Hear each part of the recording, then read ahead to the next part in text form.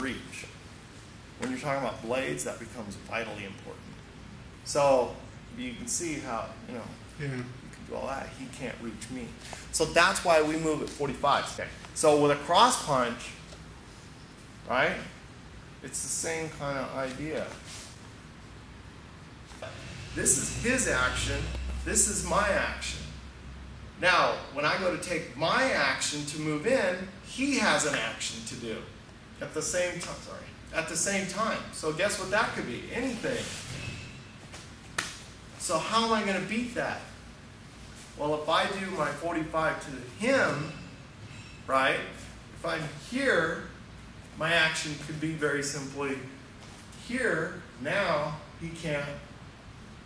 You see where operant conditioning can come in? So now as this comes in and I just shift out and hit, he still can't reach. Strike allows me to stay just outside.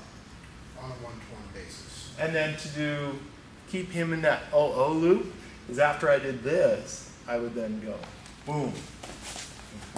See how, and that's why you step. It's continuing to keep him messed up. Put your chin there, put either hand, I don't care. But in this situation, let's go ahead and start with the same side. Place it to contact, okay? Then I want you to shift to the inside.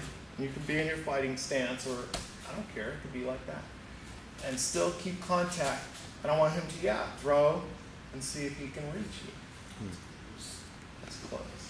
So maybe I might go here. Because in theory, you would blend with this. We're just looking at it from the most basic level. Reach him. I'm right there, right? But there's still, that's pretty dangerous, right? But what if I drop? And then right about there. And then see how much more penetration you have without leaning, just strictly off of that. If I close it, but it doesn't take away mine because I'm still in that without leaning your body. All right, so put yourself here. Okay. Then you bring yourself in so that you still have contact, but they don't. Then walk yourself to the point where you both have contact. This should then collapse in a little bit. Then lower your center so that there's no longer penetration, and then see how much. You got it. Yeah. You come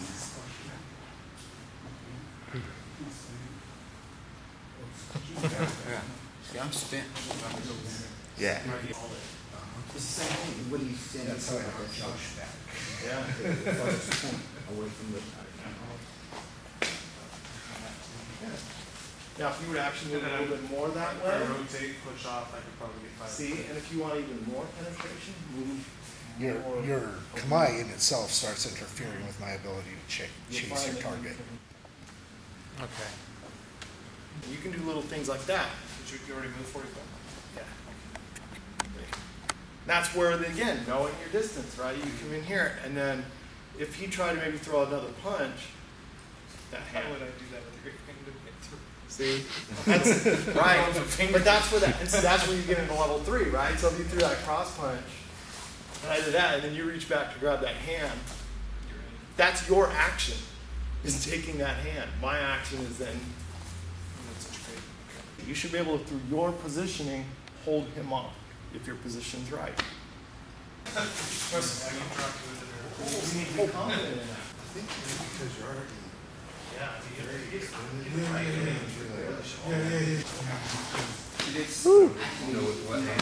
I actually felt something.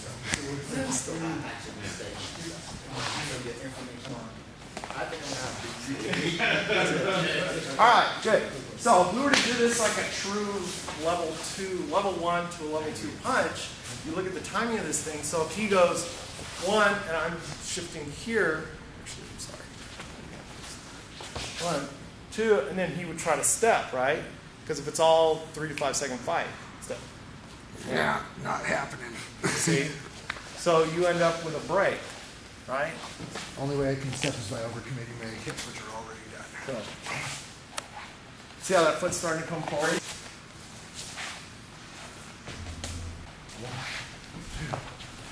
See where it puts you? Right at that third point. That's how you can really kind of build upon timing.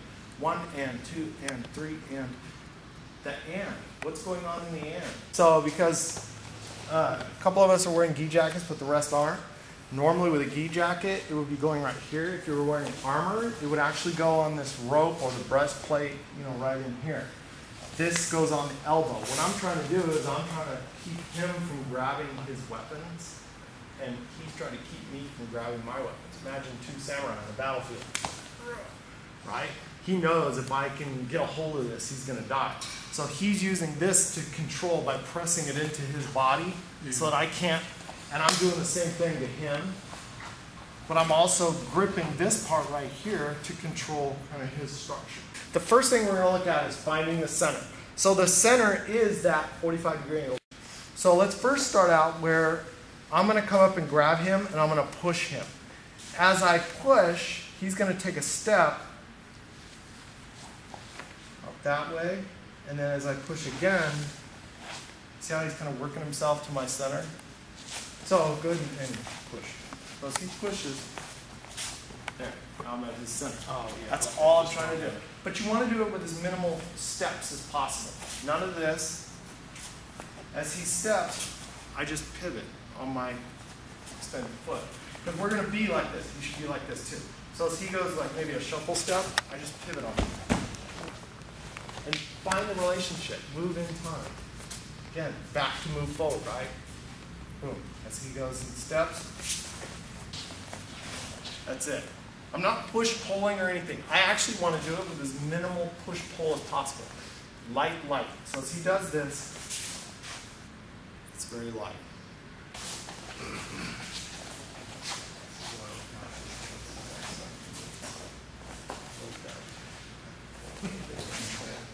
So as he pushes 1, then he pushes 2, 3. 1, 2, 3. Again.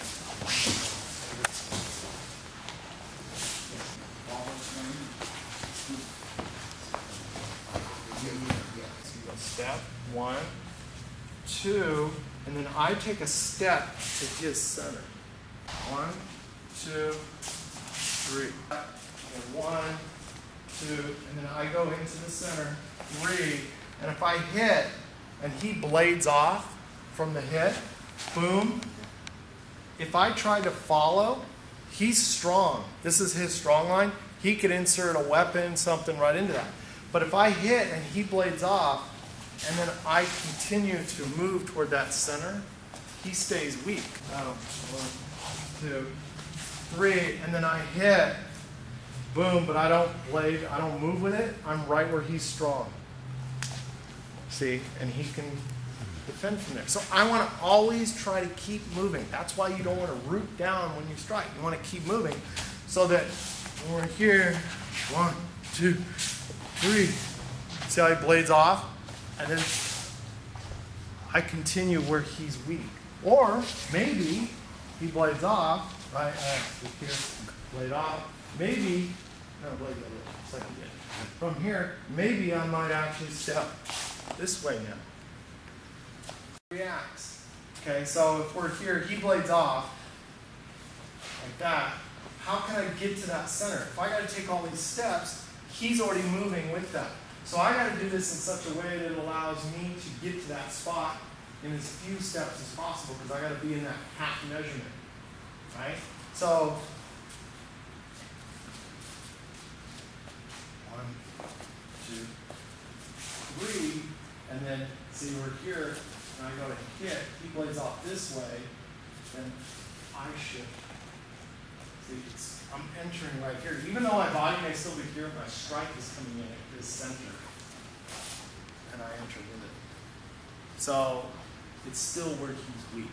You can move the other way too, though, anticipating he's going to rotate into for a follow-up strike and position yourself You can out go as the other way. Center line is not just the front, it's also the back. See, I'm already moving to that. Maybe I'm not quite there yet, but I'm already close to it. You could lock, you could do all sorts of You can do all sorts of stuff. Or maybe now this is because he just threw this across, right?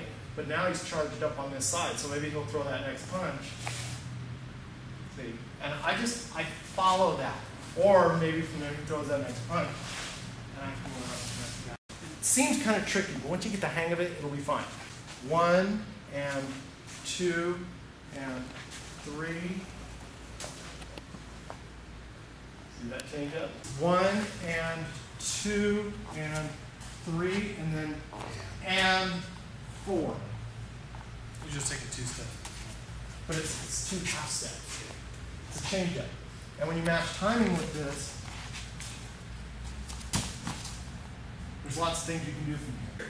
So I'm not going to go 1 and 2 and 3 and like, I want it to all be the same pressure the whole time. 1 and 2 and 3 and 4. Just play with that for right now. Okay? Yeah, it's the same. Do you want to grab the shirt? Brings it out. 1, 2, and 3. Now, when you step back in here, you take this elbow, balances in a triangle. That third point is where they're weak. His elbow is right in that third point. So all I'm doing here is pulling that elbow to that triangle. So here's where you get to pull. Did you push that? Yeah. Yep, just right to the inside. 1, 2, 3, 4. So as he's here, instead of stepping on the foot, step to the inside. And then just keep pulling. Now if he goes there, shift again. Yeah, that's what I was asking. That's what I do. Yeah, you just remember it's the hunting for the center. You're always in the center. So even if he takes that extra step, you keep moving to that center. At least match. Yep, exactly. So, okay? Right, 1, 2, and 3, 4. And then, But you have to do something with that.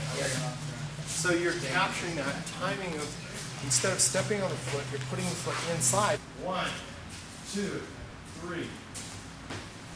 So it's the same thing. Instead of setting my foot on his foot, instead of setting my foot inside the foot, I'm setting the foot outside the foot.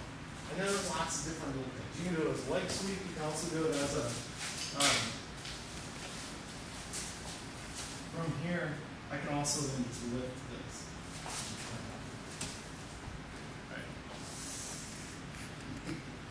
He's holding that. I'm holding it. He's holding me I'm up. holding him up. But there's lots of things you can do. It's just taking that outside.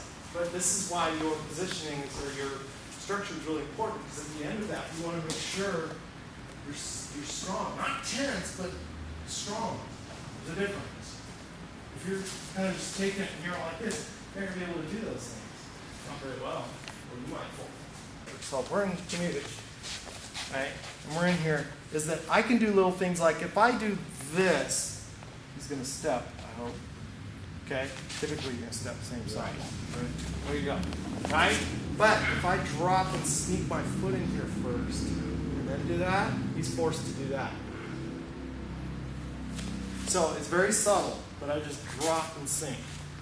There's a difference between doing that and doing this. So you can feel that pressure when I step. But if I drop and sink, when you take something, if you press down on something, the base expands open, right? It'll just go like that as you push down on it. So that's what I'm doing here.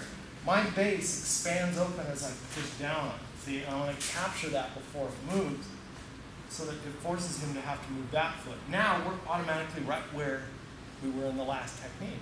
If I push back, he leans back. Okay, we have same side movement. But if I start to push back, maybe manipulate this a little bit, he steps back with that leg. Yep, but then I suddenly come in with the same leg. So the feeling should be like I'm going to step with my right leg. Maybe even turn my body that way, but then I sneak that in there. So it's not, there's no pressure on this side. It's all on this side of the body. 1, 2. Now, I'm matched lines right now. I'm parallel to this, and my knee is bent. If I turn and straighten my leg, it brings it out. That's what I'm doing with my leg. I'm slipping this into here, and then as soon as it's in there, then I turn it, so it still hasn't done anything yet, but then when I straighten it, there's the wedge. Okay? come across here like this, and then you can play with this many different ways. Now, if we're looking in terms of strictly timing, there's a timing element missing there that I'm actually doing two moves because one, he would already be doing something else. So that's where you have to do other things to kind of create that gap in timing, you know, where he's not moving when normally he would be moving. You know, his 1, 2, 3, 4, his 2 is him going. You start to turn and apply pressure so that he steps. Then you shoot him with this. The knee bent. Turn it. Then open it. If he's pushing me. 1, 2, 3. This is what you just showed. I catch the timing. So I want to catch him at a half point between a step. 1, 2, 3. Now the way Soki is small fleet, so you're going to really hurt. 2 is to actually scoop right there. 1 and 2 and 3 and your and is shooting that in. Wherever you want to go. Doesn't matter. You can go. I can't move that body very well, right? But if I dropped down and then came up.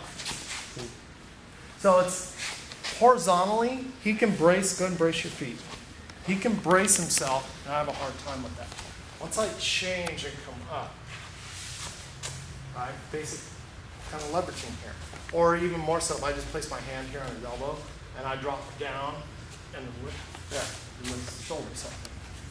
Somebody larger, stronger, right? But if I drop, and then from here, see, you can't. It's harder to resist that. You have to do it at the elbow. Because I want this line of force to come up. So yeah, you do. It's controlling. Because if you don't use that, I'm just going to move here. Right, because you're getting on top of it. So here I want it. There it is. But if I go straight in, even if I try to, see, he can resist that pretty well. Once I change angle, see, it goes up. Because the shoulder is weak this way. Right? So even if I'm here, I don't even have to grab the elbow. I can just, there. I get a break in the shoulder structure. Right? What you say? What's the reason for that? Because the shoulder's weak here? Because the shoulder's weak there. We're weak going up that way. Weak going up. So if I grab here and turn this up, It's locking my elbow, which is locking my shoulder. so you're coming down and in, right? And then apply with the hip. It's with the hip. So there's no leaning. And they should be off center. So here, nothing, can't really do much. Sink down and apply the hips in and up. And So that just it's gave me energy towards there, would it be even worse? like this. Thing. I do this, and he's fighting me, and then suddenly I do that. You see, it's broken. Then you can take the knee out and go into your next. So he comes in and grabs. I'm sinking back to go forward. I hit, but at the same time, I bring this in here. Why? Because instinctively, he's going to try to pull this arm back, right? But if I put this in here, it's a little bit harder to do. But by doing this, he's going to come playing back too. So you're using his elbow to increase his grip? Yeah, I'm doing the same leverage as this. I'm just using my arm to do it. But I do the strike OODA loop. So I shift back and insert this, and then here's the wedge. Right there, I use my arm to do it. And if he lets go, it's okay. Right? So if he lets boom, boom. Just using that right there. And if you want, you can go from here to here. I don't really care. Just don't try to put too many moves, because again, 3 or 5 Well, seconds. that's a good idea because I can't keep that. Right.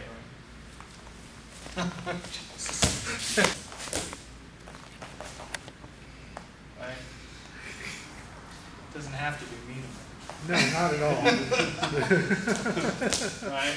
So and then once you got that, then you can play with other little variables. If you're see, put your hand against the chest. There. There. See, there's the elbow lock. That's all. It's just the idea of being able to find it in the middle of something. And you're doing the wedge technique. So you pause there, and you want to have a second. It's not finished. That's it. That's really what you're doing. You're instinctually and this is the action during reaction, the ADR part. So if I Sully here, for whatever reason, I get him in this hole, right? And we're just going to work with this. Not really a lot's happening. His body maybe leans because he's a cooperative uke. There isn't a lot of windows to do other things here because he's kind of just going with it. But if I did like a true kotegeshi where I got him here and then, see, that, see, I create an reaction, and then I act during that. There's the react, and then I move in. So I'm not necessarily this. So that's all big stuff. His ukemi, his ability to go with the flow and adapt, he'll roll, turn on it, all kinds of things. But if I just get to the point of going, creating the reaction, boom, and then I see, take ownership. And then I stopped, but if I would keep going with other things, you create those opportunities. If I'm here, same deal, right? I could do this, and maybe he can fight, come in and hit me, whatever. So, but if I create a reaction right from the get-go, I'm going, I would hit him right when that action happened. Same thing here. Here, this is nice and big. See, I mean, yeah, I can maybe take him down, do all the cool techniques that we do. But if I actually create from here, maybe it's, and then I react. See, it's, but it's this point of when to move. It's the 0.5. It's the 1 and 2 and. This is the 1 and 2. See? Bring it over. You might remember some of this, right? You do all this. As soon as you get to about here, you press down. As soon as you press down, you get a reaction. Once that happens, let it go and strike. And just close in. We're not going to do, you can do anything you want from here. It doesn't really matter. I don't care what you do. So, it feels like this.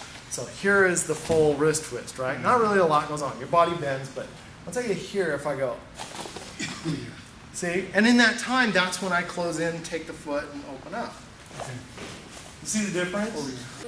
There's a little trick you can do where if I'm starting to do this and he starts to pull back, it's to kind of go with it and then reapply. So you get it, he resists, and then you kind of relax and then reapply it. It's the same thing this way. So if I'm going this way and he's like forcing, you know, and then I suddenly, so it's this idea of two applications. You don't even have to do it with wrist twist. You can do it from right here. I'm trying to go this way. He's pulling his arm back that way. You kind of just, it's like the, you know, tug of war. You're going to let him and then you pull. It's that same concept. So you can find the timing in that. Movements, they're quick, they're small, they're subtle, they're just little things. But they allow you those opportunities to keep them in that elbow loop or whatever. Yeah. I'm good at resisting this. Because your body can. It's done, it's kind of quick. You're going to go force in one direction. Your body can. Yeah, but it's got to be done. Yeah. Yeah. So I try to take you down here, and then you're fighting the other. So there's two things people do for operant conditioning, basically. I can also do little things like thrust to the face, he'll fade back, right? Fade back, but then if he does, I catch the foot.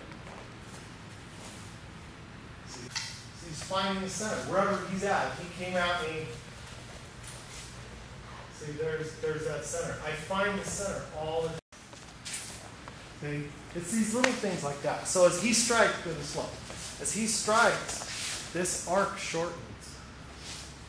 Here it's maximum. Here it's maximum, right? But as he comes around, that arc starts shortening, so I can gain distance on him. So if he swung, and I slipped in here like this, and suddenly he comes up trying to get, you know, you have to be able to kind of feel when that stuff is coming to get to that center line. If I at least know where, if I at least just know where this is, at least now here he can't hit me as well. Now it's just, yeah, now you got punches, you know, side punches and stuff. But at least start to kind of gain some, you can actually start to get past that and start to get into where you can decide what to do in an act. And that's where you get more, all right, you know, especially if you're in a multiple opponent situation, or you don't know, there could be multiple opponents. I mean, you need to be able to get that so that you can evaluate the scene. If you just go headlong and fight that one guy, he may be the setup. So you need to break that cycle, that OO cycle, so that you can start to expand into the greater situation. You end up just covering, you know, it looks terrible. But that's the reality. So when you're looking at your training. It's like a street fight. Yeah, so when you're looking at your training, where is this addressed? Finding the center, finding the timing, attacking the base, and attacking or breaking the upper structure. These 4 elements right here. If you can do these, you will dominate the opponent. Technique doesn't matter. I mean, there is some technique, but I mean, whether you want to hit or lock or throw or stab or run or whatever. Yakuwaza, all that is just simply time. Then what happens if I only do half of one? What happens if I only go through half the motion? What does their body look like at that point? What else could I do? You know, ask some questions in your technique and play with that.